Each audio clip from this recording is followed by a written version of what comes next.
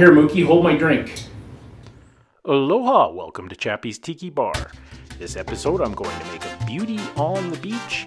We have Appies with Chappy by the lake where I make some lovely pork riblets and an El Presidente. And we have one of my best tropical destination stories ever. Coming right up on Chappy's Tiki Bar. Aloha, welcome to Chappy's Tiki Bar. I'm Chappy, with me as always is Mookie. We're just enjoying a little Jack Daniels before dinner. So coming up, we got a great show. We got Appies with Chappy by the lake, and I'm gonna make a beauty on the beach. But first up, we got best tropical destination stories. Here, Mookie, hold my drink. What? Mookie, come on, get off my back. I'm not drinking too much. All right.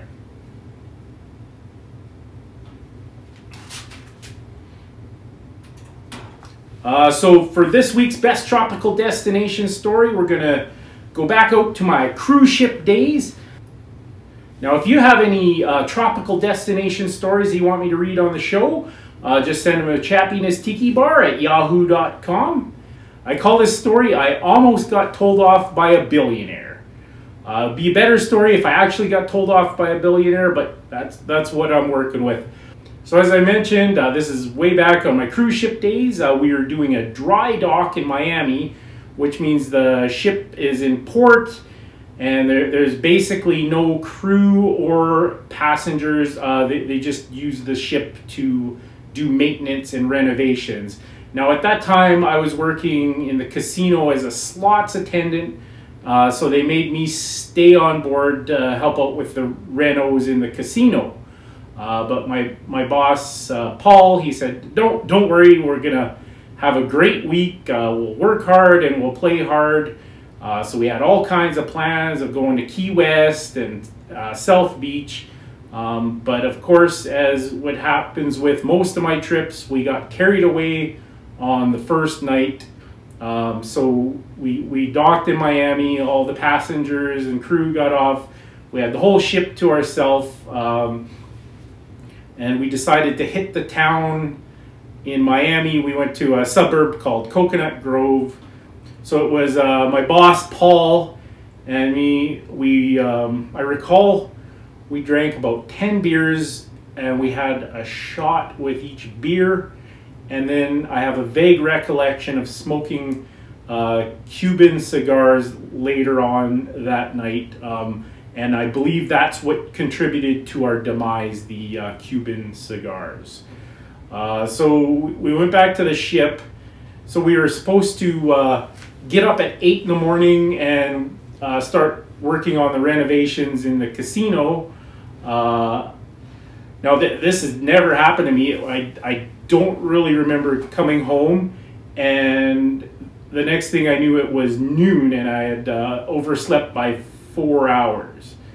So apparently my boss Paul did much of the same, only he sort of spray painted his walls with projectile vomit, and he didn't wake up either.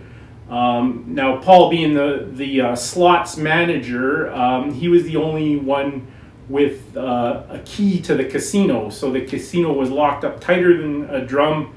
And then sure enough, around 8 a.m. When we were supposed to open and start working, our CEO, Mickey Arison, decided to pop in and just see the good work we were doing. He had a tour of the entire ship, and then when it came to the casino, it was locked because my boss and myself were fast asleep. So anyways, just to emphasize, like, not only was he the CEO of Carnival Cruise Lines, this guy is the biggest wig of them all. He owned the Miami Heat. So he basically came from a very, very wealthy family. This guy is famous. I recall him being on TV commercials with Kathy Lee Gifford when she was the spokesperson for Carnival Cruise Line. So anyways, we found out Mr. Arison was none too happy and it was explained to him that we had gotten drunk and didn't bother to come to work. So anyways, basically my boss Paul was very worried, so it canceled the rest of the festivities for the week, and we basically just tried to work really hard and not come to work 4 hours late for the rest of the week. Anyways, the week went by, and then they did all the renovations, and we're out at sea for another cruise. And then my manager came to me and said, Mickey Harrison's on the line. He's calling satellite phone. Now back then, satellite phone was $15 a minute. And what my manager said, Mickey Harrison wants to talk to you, but he's talking to Paul first. So apparently he chewed Paul out for an hour and got so angry that he forgot about me whatsoever. So I never did get to talk to Mr. Harrison, but I guess Paul got quite an earful. So just to emphasize what a big wig this guy was. So his father is Ted Harrison. So it says, in 1986, Harrison's condominium neighbor, Count Eklum, vice president of E.F. Hutton, advised him to go public before an impending big correction in the stock market.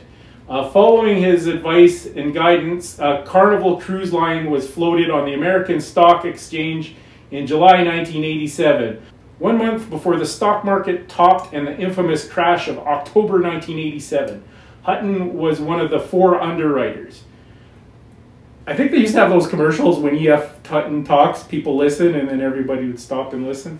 So anyways, it says, no competition was able to raise money, which gave Carnival an advantage. In February 1989, Harrison awarded in the strictest of confidence of executive sales of the company at $30 a share. The stock market recovery from an emotional shock in 1987 crash was not able to absorb the transaction.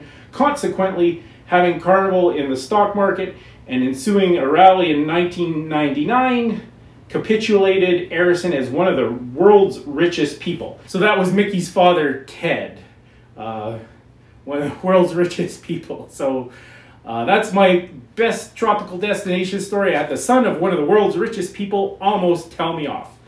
Anyways, we're going to make that drink now. We're going to do a beauty on the beach. I have a dog attached to me. Why didn't somebody tell me I had a dog attached to me? All right, so I have one of my Tiki mugs. This is from Frankie's Tiki Room in fabulous Las Vegas, Nevada. I just added some ice. And I have my trusty bartender's guide. Mookie's just going to read it off to me while I'm making it. Beauty on the beach. So 1 ounce of white rum. I have some Crisan's aged rum from St. Croix. 1 ounce of Southern Comfort. 1 ounce of Grand Marnier. It says a teaspoon of lemon juice. I squeezed some fresh lemon juice. And 2 dashes of orange bitters. I have some Black Cloud orange bitters, which is made right here in Calgary, Alberta, I believe.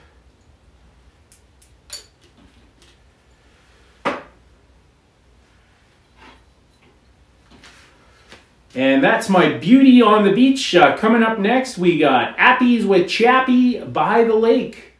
Appies with Chappy by the lake. Thank you very much. Get the hell away from me, Mookie, you little hound dog. Come on now. Welcome to Appies with Chappy by the lake. I'm just waiting on my boneless pork riblets. So I'm going to whip off a drink here. I'm going to do an El Presidente. This is from my Bible, Smuggler's Cove, Exotic Cocktails, Rum, and the Cult of Tiki by Martin Kate. This drink honors a Cuban president, but there are differing accounts to exactly which one it was. Yet he must have been a good one to get his name on a drink this tasty.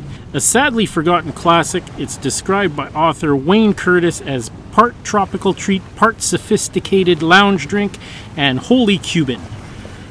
So it's a half teaspoon of grenadine, 3/4 ounce of dry vermouth, a 1/2 ounce of dry curacao, and 1.5 ounces of Blendly lightly aged rum. So it's just a short drink, but it's going to be a stiffy. So I got my cocktail shaker here.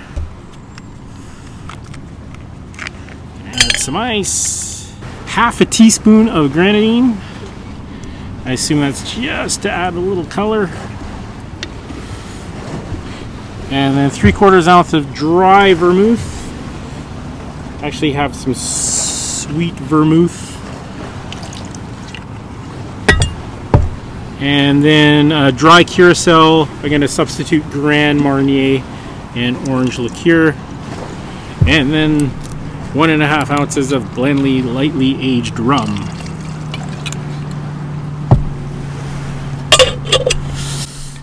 Alright, give it a shaky. And into the glass it goes. Alright, and I just have a lemon wedge with an umbrella for garnish. And that's your El Presidente. Alright, I'm going to check on those pork riblets.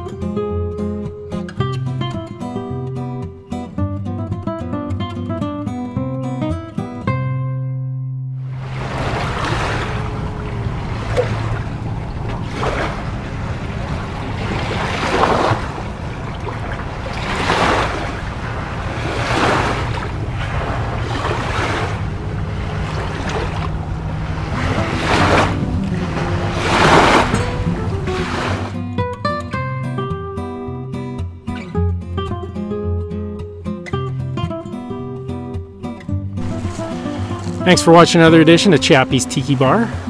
Make sure you hit the subscribe button down below and give me a like. This is Chappy saying life is hard. That's just the way it goes, but sometimes it goes the other way. See you next time on Chappy's Tiki Bar.